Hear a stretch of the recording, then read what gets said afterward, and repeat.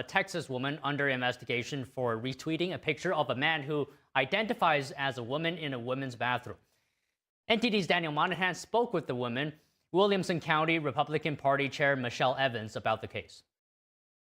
It all started back in May of 2023. Michelle Evans was at the Texas Capitol for the third House debate for a bill which eventually banned cross-sex surgeries and procedures for Texas kids. Oh, here we go. Evans says the atmosphere was chaotic during the first two House floor debates.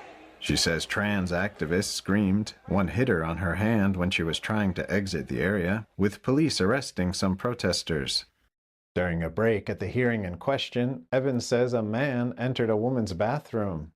I told him, next time use the men's bathroom across the hall, to which he replied, well, I'm legally a woman. And I said, basically, that's not a thing. Use the men's restroom.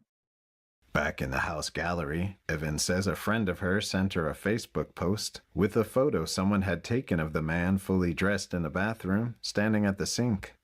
I tweeted it out.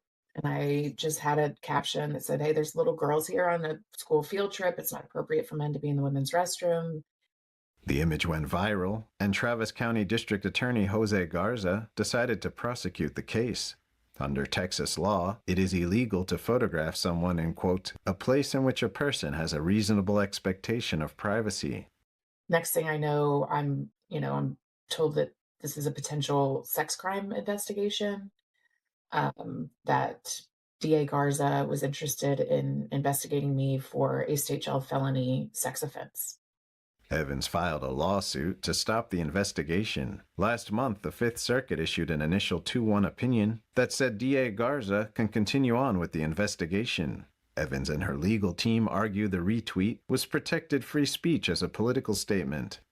This was a man who had announced that he was running for Texas House, so he was an announced politician.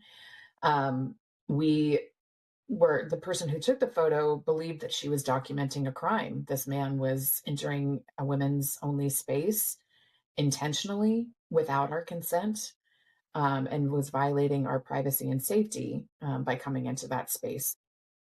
Evans says she feels duty-bound to speak up when something happens that she believes could put other women or girls in harm's way in the future. Silent dissent is misinterpreted as consent, and you can't consent for all women on behalf of yourself and all women. So I thought that it was important at that moment to say something to him to his face, and then also to let the world know that the Capitol was allowing this to happen. The Republican Party chair says the ex-court legal team reached out to her attorney the Sunday before Christmas and later announced this week they were supporting her case. Evans is still paying her own legal fees for her personal attorney. The Travis County Prosecutor's Office responded sharply to X's involvement, criticizing the platform, saying it backs users who post photos of others in bathrooms without their consent. Evans feels that the core of the case centers on the question of whose consent really matters in a women's-only space. Does the consent of the women in that women's-only space, the space that we have a right to be in, does that matter more, or does the supposed right of a trans activist to make a statement of his own by entering a facility that he knew he did not have a right to enter? Does his consent matter more than the women? In closing, Republican Party Chair Michelle Evans says free speech is there to protect unpopular opinions the most. Daniel Monahan, NTD News. Tesla appears to be running out of charge in the EV market as China's BYD gains momentum. Tesla has ceded its title as world's top electric vehicle maker to BYD after Tesla's